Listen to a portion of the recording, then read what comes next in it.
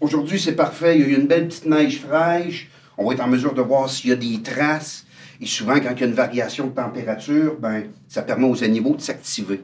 Fait que j'ai bien confiance ce matin qu'il y a eu de l'activité. Puis ensuite de ça, ben, j'ai trouvé une belle pointe de conifères où on pourra faire une installation, par exemple, pour essayer de capturer la martre d'Amérique.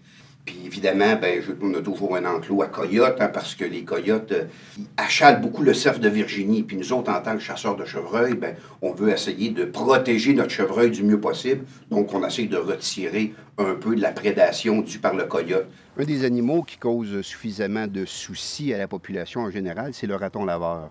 Il mange le maïs dans les grandes cultures, il s'attaque souvent aux ordures ménagères, il va un peu chaparder autour, il va s'installer dans nos cabanons. Même dans le parc industriel de Québec, hein, il y a des ratons laveurs dans les entrepôts qui causent des dommages importants à des matériaux de construction. D'autant plus que les départements de santé communautaire sont inquiets sur tous les parasites et les pathogènes que le raton est capable de transporter, donnant même la possibilité de transmettre certaines maladies aux humains. Alors, je vous invite ici à aller visiter une de mes installations à raton laveur.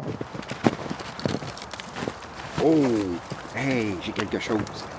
Ah ben, un gros raton. All right. Et comme mon scénario s'est concrétisé, le raton a suivi le cours d'eau, a rencontré ma boîte piège. J'avais installé un piège relativement puissant avec un appât. Ah oui! Ah, et puis il est tout frais, il est même pas gelé. Au moins, je l'ai probablement attrapé cette nuit. La fébrilité et la joie d'avoir une capture dans un de tes montages, ça, c'est quelque chose qui est dur à expliquer. L'animal n'a pas souffert, le piège est certifié, aucune souffrance, il est mort instantanément. Le piège s'est bien refermé dans les vertèbres cervicales de l'animal, donnant la mort instantanée. Et c'est un gros spécimen de belle taille. Oh oui, ça c'est intéressant au niveau du commerce. Ah ben il est lourd le brigand. Il y avait des chasseurs qui se plaignaient que les ratons venaient tous manger leur appât pour la chasse au chevreuil. Évidemment, ben, c'est un animal à fourrure. C'est interdit que le chasseur fasse feu sur cet animal-là. Donc seulement le piégeur est capable de débarrasser le chasseur de ratons qui vient à ses pommes. Le raton laveur est très abondant.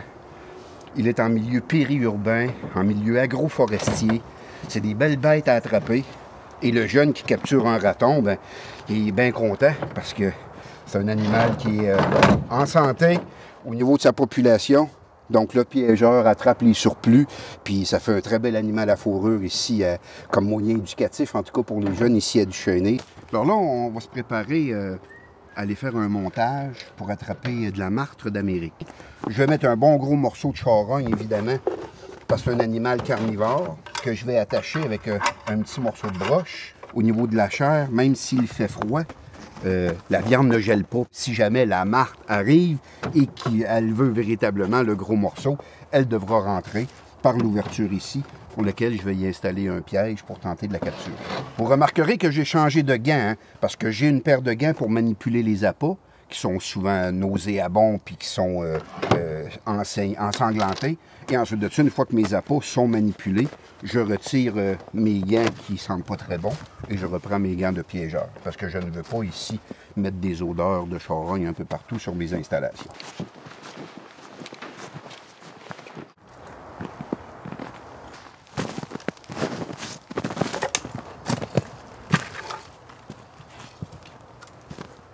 Je vais performer le montage de ce qu'on appelle la perche inclinée. C'est-à-dire, c'est un montage avec un morceau de bois à angle qui va être attaché sur un arbre mature dans un habitat de prédilection pour attirer de la martre d'Amérique, pour que je veux voir l'animal finalement prendre le chemin du bio pour ensuite de ça atteindre l'appât. Donc, c'est une invitation finalement que je vais lui faire à venir chercher un beau gros morceau de castor. Je termine de solidifier mon montage. Et ici, moi, si j'étais une martre, je serais invité à grimper sur ma perche. Là, je la trouve vraiment très invitante. Bien, c'est des animaux qui aiment ça, aller dans les raccoins, se rentrer la tête dans un trou, par exemple, pour aller fouiner qu'est-ce qu'il pourrait avoir là. Donc, c'est d'autant plus invitant pour la martre. Donc, lorsque l'élève confectionne sa boîte, on fait exprès de laisser deux petits trous pour les clous comme ça. Fait que sans trop de cérémonie, je mets cette broche-là Maintenant, ma boîte est installée sur ma perche. L'angle est bon, l'habitat, je le répète, est parfait. Mon appât est posé. Il reste à installer mon piège. Lors de l'achat d'un piège, important de demander, par exemple, au vendeur si les pièges ont été certifiés par l'Agence canadienne de piégeage sans cruauté. Toujours utiliser ce qu'on appelle un dispositif de sécurité. Le dispositif de sécurité vient s'installer directement sur la mâchoire du piège. Le dispositif de sécurité empêche le piège de se refermer sur les doigts du piégeur. Donc ici, mon piège, je n'ai qu'à l'insérer à l'intérieur de la boîte piège. Je coince mon piège à l'intérieur de la boîte. La détente est orientée dans le bon sens. L'animal va y pénétrer parce qu'il va voir le petit morceau de castor. Donc ici, 80% de mon montage est fait.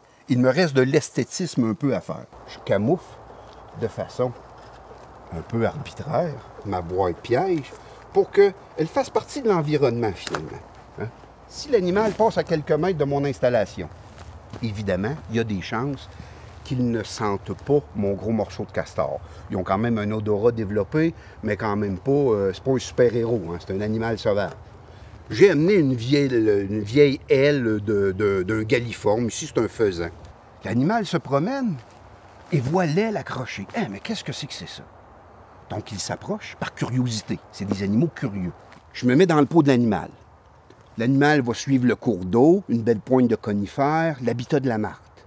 Va voir mon aile de perdrix. Ah! Qu'est-ce que ça fait là? Va être attiré. Mon aile va avoir fait son travail. Il va capter probablement l'odeur nauséabonde de mes petits amuse-gueules de castor au pied de ma perche, qu'il va tout de suite dévorer. Mais ça, c'est juste une entrée. Là, il va commencer à chercher, et là, il va voir le gros morceau de castor au bout de ma boîte. Évidemment qu'il va emprunter la perche. Mais là, au cas où il trouverait ça curieux, il va sauter sur la boîte. La boîte est solide. Il va aller en arrière. L'appât n'est pas accessible, il y a un grillage. Il va revenir à l'avant, va analyser la situation. Et l'animal le voit à l'installation, mais il est sûr d'être capable de le battre. La martre rentre dans la boîte et finalement, tu as capturé ta première martre d'Amérique de l'hiver à la fourrure soyeuse. Alors, qu'est-ce qu'il me reste à faire? J'enlève les 2 crochets ici de ressort de mon piège pour rendre le piège fonctionnel. Le piégeur, avec délicatesse, enlève son dispositif de sécurité et le piège est maintenant en état de chasse. On quitte, on laisse aucune trace et on va venir revisiter nos installations dans quelques jours en espérant que la martre d'Amérique a passé dans le coin.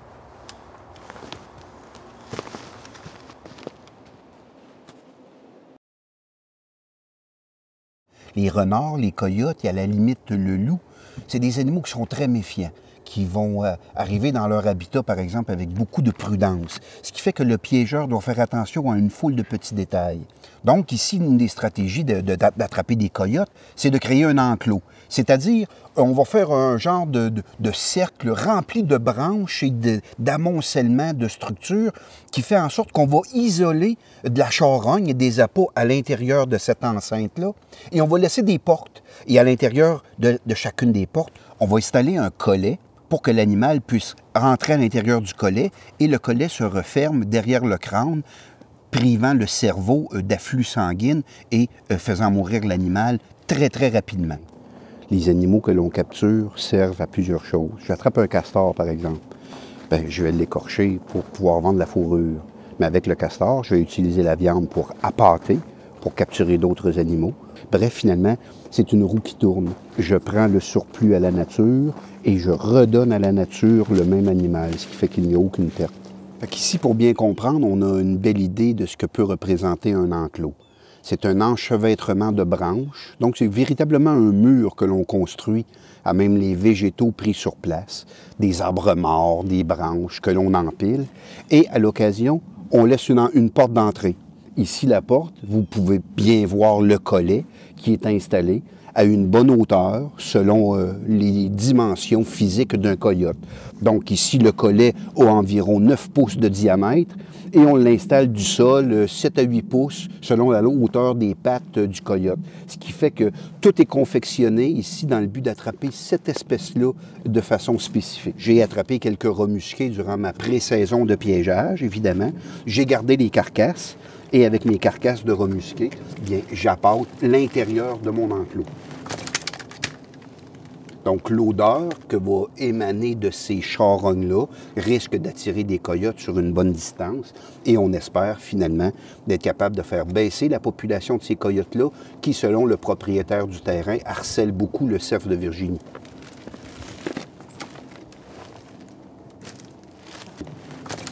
Évidemment, ici, le collet est visible. Vous et moi, on le voyait.